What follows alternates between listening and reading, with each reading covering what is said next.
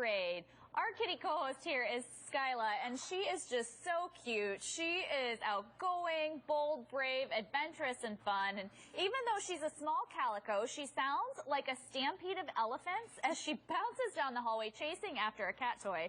She can climb to the top of the cat jungle gym in a second flat, but at the end of the day, she's content to curl up and purr just like she is right now in your lap. What a sweetheart she is. You know, you're probably used to seeing a dog accompany their owner for hiking adventures and such, but Craig Armstrong has his cat Millie spend most of their weekend scaling rock walls and exploring nature's wonders together. The two have been pawing their way through canyons and deserts in Utah and documenting all of their adventures on Instagram. So if you want to check that out for yourself, it's a pretty amazing story. Well, Mellencamp and Izzy only weighed a pound when they arrived at the Arizona Humane Society. And Perry, these two kittens were lucky enough to be fostered by foster mom Susan and the famous kitten nanny Boots. Everybody knows the famous kitten nanny Boots, the Katrina dog who just seems to take kittens under his wing and just does a great job with them. So you know that these cats are going to be great with all animals because they were fostered with them like that. And Susan, who's a wonderful foster, tells us that Mellencamp here was the guy that she really had a hard time giving up. She called him Mr. Sweet and Love Bug. He is super affectionate. What a great guy. Jory over here has Izzy. And Izzy's the little girl of the group, and she's actually the athlete of the group, too. She likes to run around and play and jump. And she's fascinated by ping pong balls. So if you throw her a ping pong ball, she'll run down the hallway and bat it around. She's great. Again, these guys were fostered in a wonderful environment. They're going to make great pets. They're going to be able to live with just about anything in the household. So come on down and check out the little boy and little girl, Mellencamp and Izzy. Little fluff balls. Thanks, Perry. Star, a Chihuahua, and Zelda. Oh, there's our friend Boots, Carrie. There he is hanging out in our kitten nursery. Hard at work. Oh, my goodness. What a cutie. All right, now here is Chihuahua and her good friend Zelda, Gray Tabby. They instantly became friends and are having time hanging out and napping together behind the counter at our adoption center in this photo. Star was adopted, that's the Chihuahua, but little kitty Zelda there has yet to find a family. You can meet this canine-loving kitty at our Campus for Compassion today. Well, Hodge might just have the softest fur that you'll ever feel, and he would love to sit in your lap while you run your fingers through his golden locks. Skeet, tell us about this young pup. This little guy, I'm just falling in love with him, just here playing with him now. Super smart, wants his treats, wants to learn new tricks. He is super soft. He was found as a stray, so we don't really know much about him. We're kind of debating. We think he's kind of a miniature golden doodle because he's about as big as he's going to get, but he's as soft as a golden, has the look of a poodle, and if that's the breed you're looking for, that's not going to get much bigger, then this is certainly the guy for you. He would definitely benefit from some dog puppy training because he is rambunctious. He wants to feel the world out and see what he can get, what kind of trouble he can get into.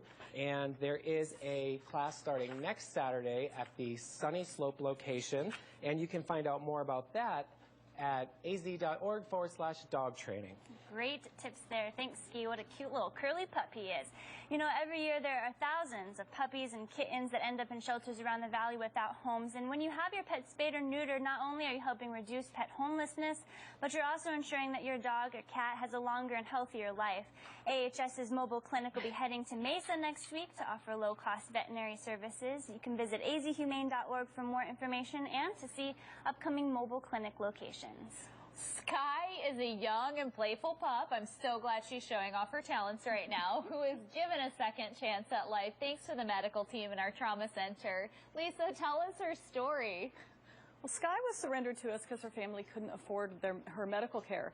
She came to us very, very sick with a really She was rushed into the trauma center, and our amazing medical team was able to get to work on her right away and realized that she had an infection we were able to treat no problem. So she stayed with us, and as you can see, she has made a 100% full recovery, and she is the spunky puppy that everybody is looking for. Our Second Chance Hospital really does life-saving work.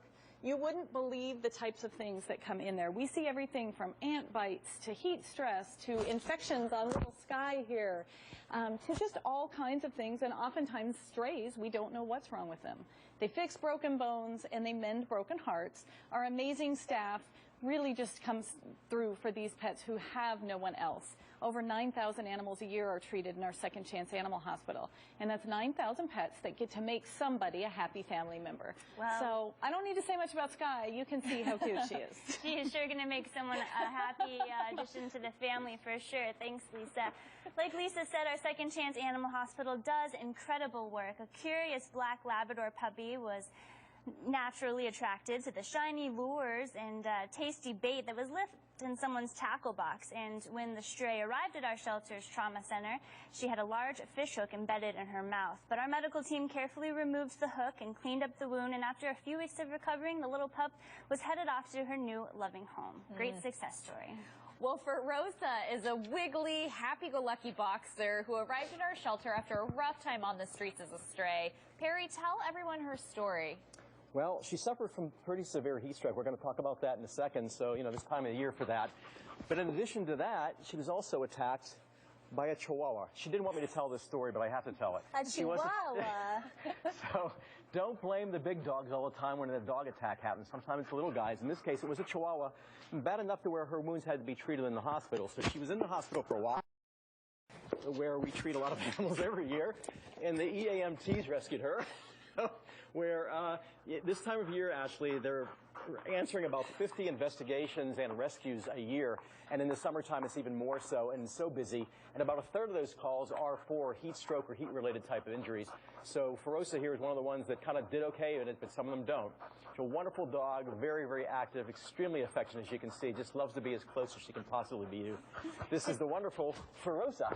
Typical boxer, lots of energy and love to give. You know, the valley is under an excessive heat warning, and our emergency animal medical technicians have seen a great increase in heat-related calls this week for pets with inadequate shelter or water, or those left in hot vehicles. It's really imperative that pet owners know the signs of heat stress and heat exhaustion, so keep an eye out for these signs of heat stress.